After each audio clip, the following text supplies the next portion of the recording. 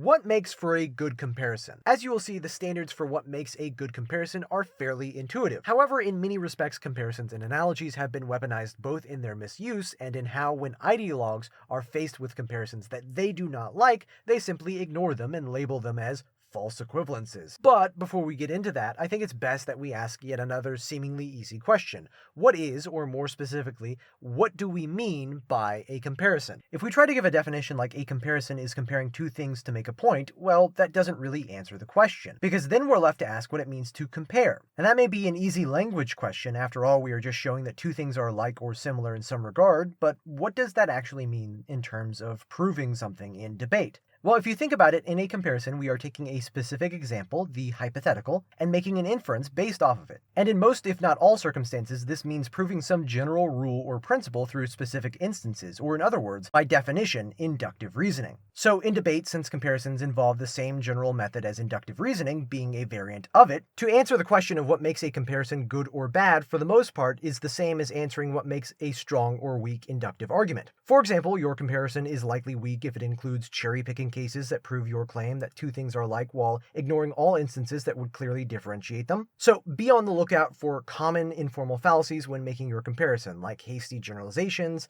and false cause fallacies, where you make assumptions about likeness without strong proof. If you can ensure that your comparison is inductively strong, then there's very little else to worry about. The only major differences between induction and comparisons are that comparisons have a more specific structure and may encompass different goals. For example, inductive arguments usually aim at proving that something is likely true. While most comparisons do the same, it can be argued that a good deal of comparisons are vague, only attempting to establish likeness and similarity without making concrete statements about generalized principles. In these cases, it's more about a colloquial and even, for lack of a better term, empathic understanding. It's feeling the meaning in a very let me try that again.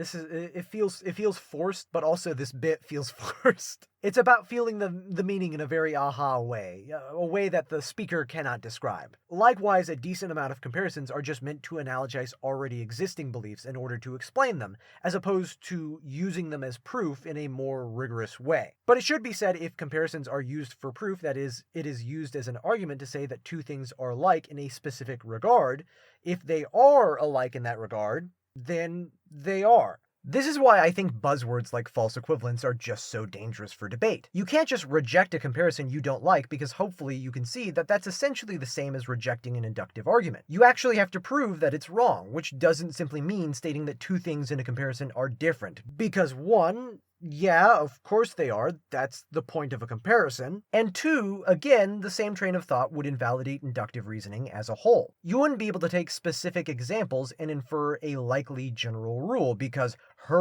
each specific example is different. You actually have to explain what specifically fails to infer the relationship from the comparison. And that, of course, just requires a better understanding of inductive reasoning. So that's it. End of video, right? Well, no, of course not. I love to over-explain things. So while I won't try to give an entire rundown of inductive reasoning in this video, I do want to try to give you guys just a brief rundown over the structure of comparisons in order to give you guys an idea as to what to look out for. In a comparison, we simply take a statement that we want to prove where one thing logically implies another. Let's call this part of the comparison our conclusion, because, well, that's what it is, so it's a fairly fitting name. In order to prove or explain our conclusion in a comparison, we say that some aspect of our conclusion is in some regard similar to another statement. We can call this statement our hypothetical. Now, when I say hypothetical, I don't mean that it has to be imaginary. The hypothetical can be based on real things. And in fact, it should be. While it isn't necessary to completely avoid unrealistic and imaginary hypotheticals, generally ones that are more closely grounded to reality are going to be rhetorically more convincing. Sometimes it may be more engaging to make creative thought experiments, but in more confrontational environments, this can either lead to frustration or lead to your opponent failing to suspend disbelief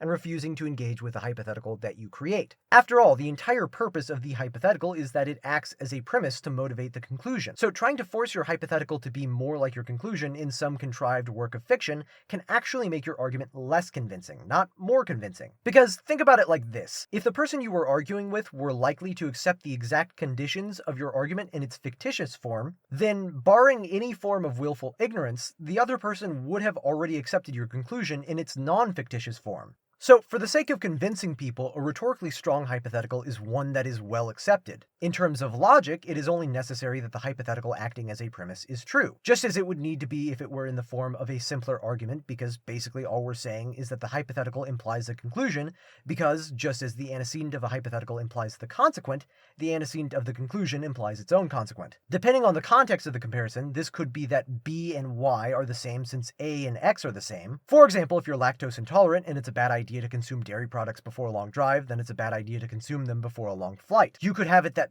B and Y are similar since A and X are similar, or at the very least that A is to B as X is to Y. Maybe something like elephants are to land as whales are to the ocean. Regardless, the idea is that our conclusion must necessarily be true if the hypothetical is true because of the similarity which they share. In this, we could assume that there are, depending on how you count it, 4 or so structural errors. You can have additional causes in your conclusion that were not present in your hypothetical. You can be missing causes that were present in your hypothetical. Additionally, the effect or consequent of your conclusion can be missing or containing additional attributes. Now, if that's a lot to think about, I wouldn't really sweat it. I think it's helpful to sometimes visualize it this way because it may help you to symmetrize your conclusion and hypothetical to the best of your ability, but comparisons are very contextual and cannot necessarily fit into rigid formal structures like this. For example, just because you have additional attributes in your conclusion, that does not mean that the comparison is invalid. If I say driving a car is a lot like riding a bike, once you know how, you generally don't forget, the comparison is fairly valid despite the fact that it doesn't take into consideration that cars are far more complex than bikes. This is because the complexity of a vehicle doesn't really change how our minds process its operations, which is more a matter of muscle memory, like riding a bike. Differences in symmetry may make an analogy or comparison less rhetorically convincing, and there is some room to argue that the statement itself may be flawed. For example, it may only be a little like riding a bike in that regard, but it is still like it. However, if I say drinking and driving is like skydiving, it isn't your fault if you crash, clearly that's wrong. The implication is that driving isn't done for the purposes of crashing, and neither is skydiving. Assuming it isn't the fault of a person who skydives if his or her parachute doesn't open or if something else goes wrong, then likewise it isn't the fault of the drunk driver. So what makes this comparison weak or invalid whereas the other one was simply less convincing for its difference in quote-unquote structure? Well, the complexity of the vehicle had little to do with muscle memory. But here we aren't saying that it is the driver's fault for simply getting into a crash. We are saying that the impairment caused by the alcohol caused the crash, and thus made the driver culpable for knowingly increasing his risk. So more important than the structure or even content is the context of the comparison. You might conceptualize this as not just being the symmetry of the clauses, but of every snuck premise implied by them as well. In the case of the previous example, the bad argument being made is that intent alone should be considered in the cause of the driver, whereas virtually all examples we could have chosen for our hypothetical, including the skydiver, all assume that an action is not performed negligently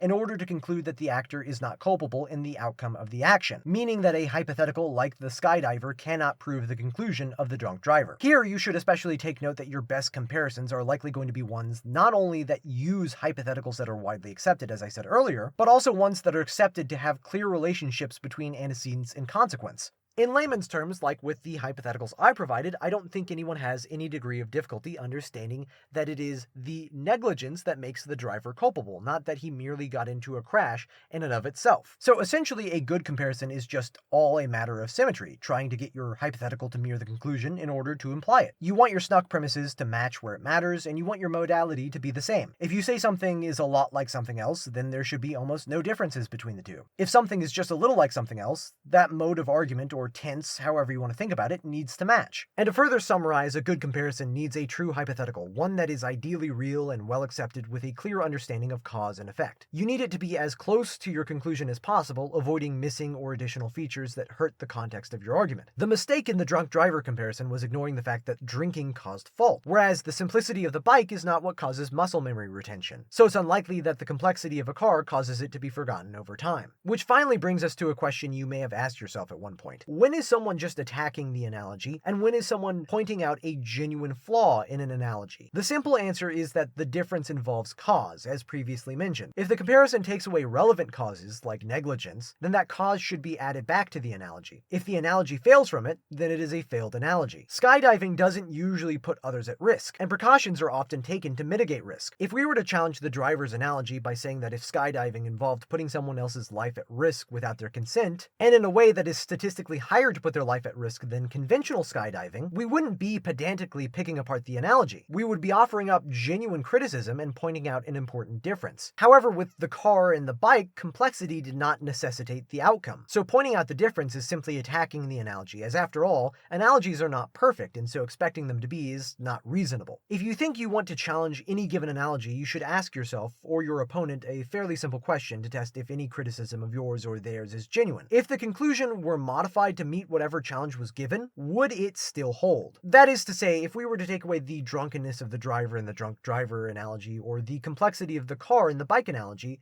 would these points still hold? When we say that riding a bike is like driving a car, except a car is more complex, we could write it down like bike is like bike with complexity, since we can see that a car, at least in the way that we engage with it, is like a bike but more complex to drive. It is bike plus complexity. When we take away the complexity, riding a bike is in fact like riding a bike. The comparison holds true. You may be tempted to think that the same would work for the drunk driver. After all, we can write crash and crash plus negligence, and once we remove negligence, a crash is in fact like a crash, since just as with the bike, we're saying that a thing is like the thing that it is. However, the point here is to show that when we talked about the bike, the complexity of the car was not what we were contending. The complexity may make it less like riding a bike, but it's still like it in that regard that we are comparing. But when we take away the drunkenness of the driver, the analogy fails, because the additional attribute wasn't just a benign and irrelevant addition. It was the argument itself. With the bike, taking away the additional complexity in the conclusion made it more valid. However, taking away the additional negligence of the drunk driver completely changed the context of the argument that was needed to make his point. Here, taking away the difference didn't support the argument by making two things more alike. It changed the conclusion from something we were arguing to something we were not, since the motive behind the argument is to excuse the negligence of the driver. And so, looking back at the structure of a comparison, you can see that if a point of contention is the additional cause of conclusion,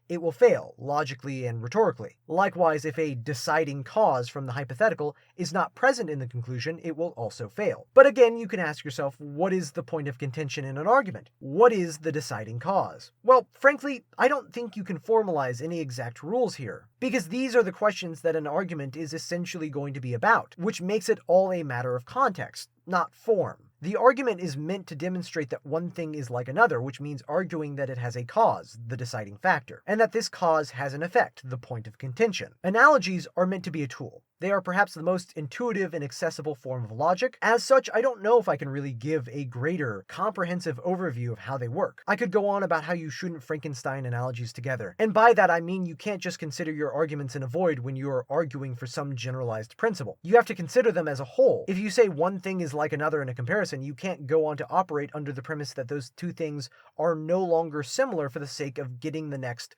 win. But frankly, I think it just comes down to that, as it does with most, if not all things. If you just approach comparisons openly and honestly, without weaponizing them, you should intuitively be able to figure out anything else that I forgot to mention.